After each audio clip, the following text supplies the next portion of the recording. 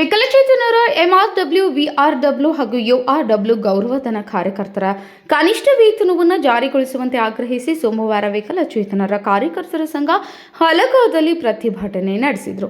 ಕರ್ನಾಟಕ ರಾಜ್ಯದಲ್ಲಿ ವಿಕಲಚೇತನರು ಹಾಗೂ ಹಿರಿಯ ನಾಗರಿಕರ ಸಬಲೀಕರಣ ಇಲಾಖೆಯ ಅಧೀನದಲ್ಲಿ ಸುಮಾರು 6860 ತಾಲೂಕು ವಿವಿಧೋದ್ದೇಶ ಪುನರ್ವಸತಿ ಕಾರ್ಯಕರ್ತರು, ಗ್ರಾಮೀಣ ಪುನರ್ವಸತಿ ಕಾರ್ಯಕರ್ತರು ಹಾಗೂ ನಗರ ಪುನರ್ವಸತಿ ಕಾರ್ಯಕರ್ತರು ಗೌರವಧನ ಆಧಾರದಲ್ಲಿ ಕರ್ತವ್ಯ ನಿರ್ವಹಿಸುತ್ತಿದ್ದಾರೆ.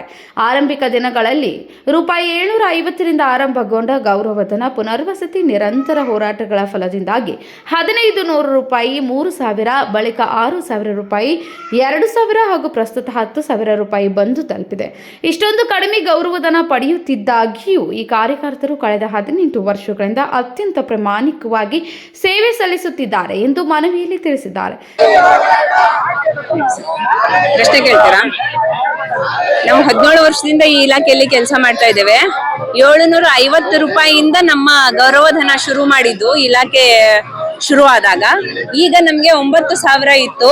ಕಳೆದ ಏಪ್ರಿಲ್ ನಲ್ಲಿ ನಾವು ಶ್ರೀರಂಗಪಟ್ಟಣದ ದೇವಸ್ಥಾನದಿಂದ ಹೊಸ DC ಆಫೀಸ್ ವರ್ಗು ಕೂಡ ಪಾದಯಾತ್ರೆ ಮಾಡಿರ್ತೇವೆ. 3 ದಿನ ಸತತವಾಗಿ ಪಾದಯಾತ್ರೆ ಮಾಡಿ 6 ದಿನ DC ಆಫೀಸ್ ಮುಂದೆ ಕೂತಿರ್ತೇವೆ.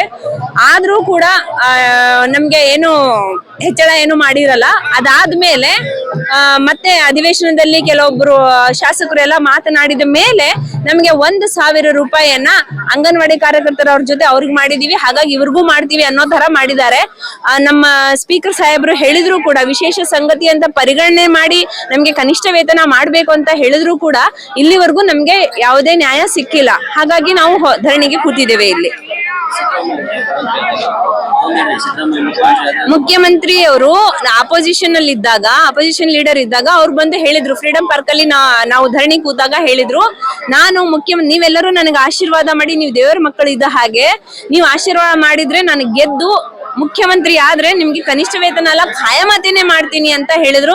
ಆದ್ರೆ ಇಲ್ಲಿವರೆಗೂ ಅವರು ಏನನ್ನೂ ಕೂಡ ಮಾಡಿರೋದಿಲ್ಲ. ಯಾಕೆಂದ್ರೆ ಸರ್, ಇವಾಗ ನಮಗ್ ಕೊಡ್ತಾ ಇರೋದು 9,000, 10,000 ಗೌರವಧನ ಕೊಡ್ತಾ ಇದ್ದಾರೆ.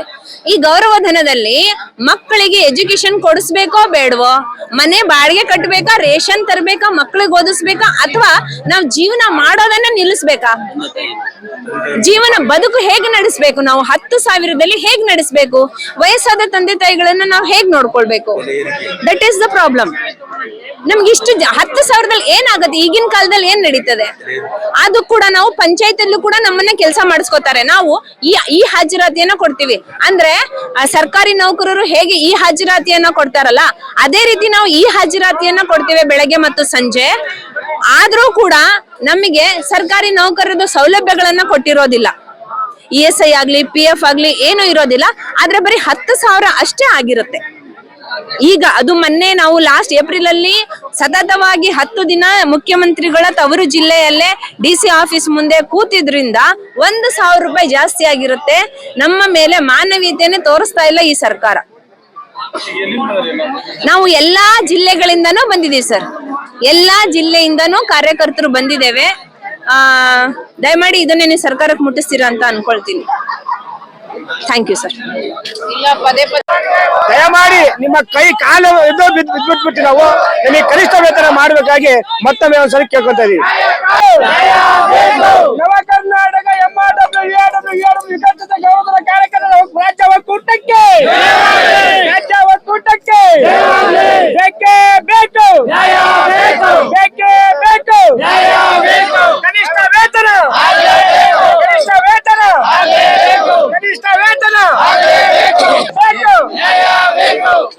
ವಿಕಲಚೇತನರ ಅತ್ಯಂತ ಕ್ಲಿಷ್ಟ ಪರಿಸ್ಥಿತಿಯಲ್ಲಿ ಗ್ರಾಮೀಣ ಹಾಗೂ ನಗರ ಭಾಗದಲ್ಲಿ ಕಾರ್ಯನಿರ್ವಹಿಸುತ್ತಾ ವಿಕಲಚೇತನರು ಹಾಗೂ ಹಿರಿಯ ನಾಗರಿಕರ ಹಿತ ಕಾಯುವಲ್ಲಿ ಮುಂಚೂಣಿ ಸೇವೆ ಸಲ್ಲಿಸುತ್ತಿದ್ದಾರೆ. ಈಗಾಗಲೇ 18 ವರ್ಷಗಳಿಂದ ಸೇವೆ ಸಲ್ಲಿಸುತ್ತಿರುವ ರಾಜ್ಯದ 6860 ಜನ ಗೌರವಧನ ಕಾರ್ಯಕರ್ತರಿಗೆ ಸಾಮಾಜಿಕ ಭದ್ರತೆಯಡಿ ಸಿಗಬೇಕಾದ ಎಲ್ಲ ಸೌಲಭ್ಯಗಳನ್ನು ಸರ್ಕಾರ ಒದಗಿಸಿದೆ.